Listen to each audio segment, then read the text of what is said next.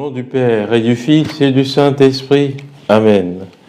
Ma lumière et mon salut, c'est le Seigneur. Il est le rempart de ma vie. Devant qui tremblerai-je, qui pourrais-je craindre ici-bas? Lecture de la deuxième lettre de Saint Paul, apôtre aux Corinthiens. Frères, aujourd'hui encore, quand les fils d'Israël lisent les livres de Moïse, un voile couvre leur cœur. Quand on se convertit au Seigneur, le voile est enlevé. Or, le Seigneur, c'est l'Esprit. Et là où l'Esprit du Seigneur est présent, là est la liberté. Et nous tous qui n'avons pas de voile sur le visage, nous reflétons la gloire du Seigneur. Et nous sommes transformés en son image avec une gloire de plus en plus grande par l'action du Seigneur qui est Esprit. C'est pourquoi, ayant reçu ce ministère par la miséricorde de Dieu, nous ne perdons pas courage. Et même si l'évangile que nous annonçons reste voilé, il n'est voilé que pour ceux qui vont à leur perte, pour les incrédules dont l'intelligence est aveuglée par le Dieu mauvais de ce monde. Celui-ci les empêche de voir clairement dans la splendeur de l'Évangile la gloire du Christ, lui qui est l'image de Dieu. En effet, ce que nous proclamons, ce n'est pas nous-mêmes, c'est ceci: Jésus-Christ est le Seigneur, et nous sommes vos serviteurs à cause de Jésus. Car Dieu qui a dit « Du milieu des ténèbres brillera la lumière », a lui-même brillé dans nos cœurs pour faire resplendir la connaissance de sa gloire qui rayonne sur le visage du Christ. Bien-aimés de Dieu, aujourd'hui, jeudi de la 10e semaine du temps ordinaire, nous poursuivons la méditation en première lecture de la deuxième lettre de Saint Paul apôtre aux Corinthiens. Saint Paul affirme: aujourd'hui encore, quand les fils d'Israël lisent les livres de Moïse, un voile couvre leur cœur.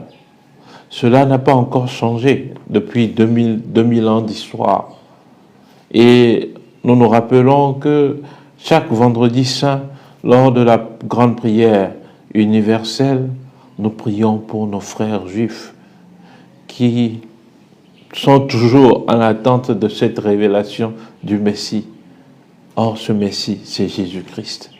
Il nous faut prier pour toutes ces personnes, pas seulement les juifs, qui ferment leurs yeux sur la réalité du Messie qui est déjà venu, sur l'évangile du Christ.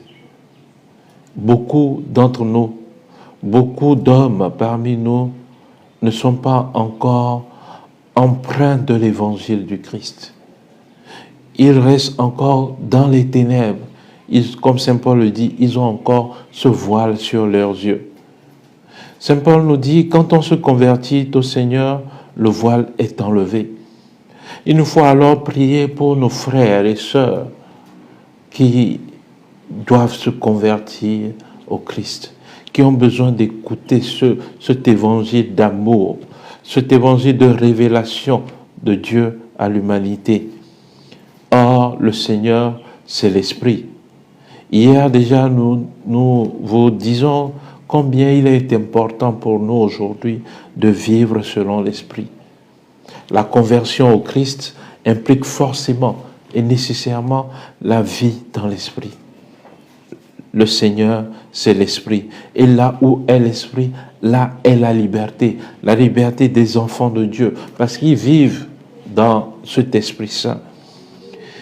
Et nous, et Paul poursuit alors, et nous, tous qui avons qui n'avons pas de voile sur le visage, nous reflétons la gloire du Seigneur et nous sommes transformés en son image avec une gloire de plus en plus grande par l'action du Seigneur qui est Esprit. L'Esprit Saint nous aide à imprimer sur nos visages le visage du Christ. Parce que nous nous sommes convertis, parce que nous faisons l'effort de jour en jour de vivre selon ses commandements, parce que nous faisons l'effort de jour en jour de lui ressembler. Alors, en tant que chrétien aujourd'hui, je peux me demander, est-ce que je reflète la gloire du Seigneur? Est-ce que sur mon visage, on peut lire le visage du Christ? Tant que nous ne sommes pas encore arrivés à cette configuration pleine avec le Christ, il nous reste du chemin à faire, bien-aimés de Dieu. Et c'est l'œuvre de l'Esprit Saint de nous aider de jour en jour à nous conformer au Christ, à nous configurer au Christ.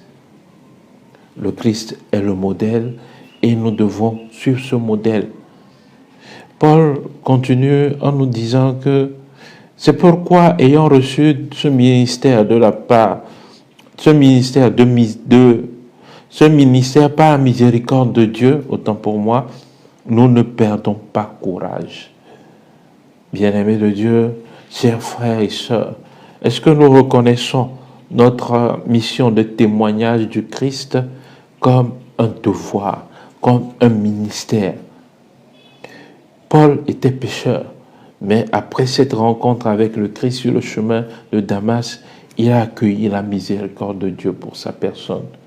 Aujourd'hui, tant de personnes se condamnent eux-mêmes à cause de leur vie de péché. Ils ferment leurs yeux sur la miséricorde de Dieu, qui est plus grande que nos péchés.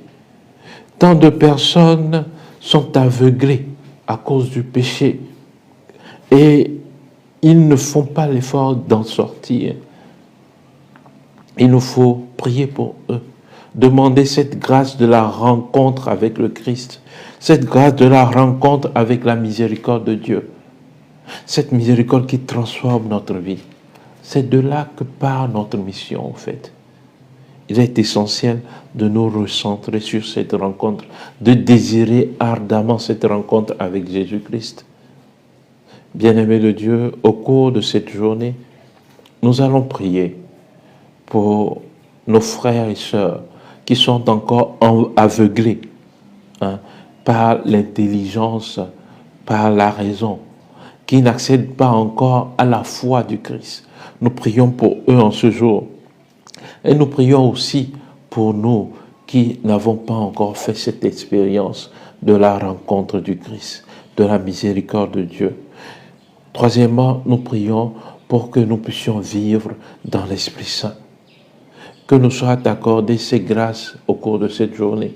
Et que Dieu Tout-Puissant, très miséricordieux et plein d'amour, nous bénisse et nous garde, lui qui est Père et Fils et Esprit Saint. Amen.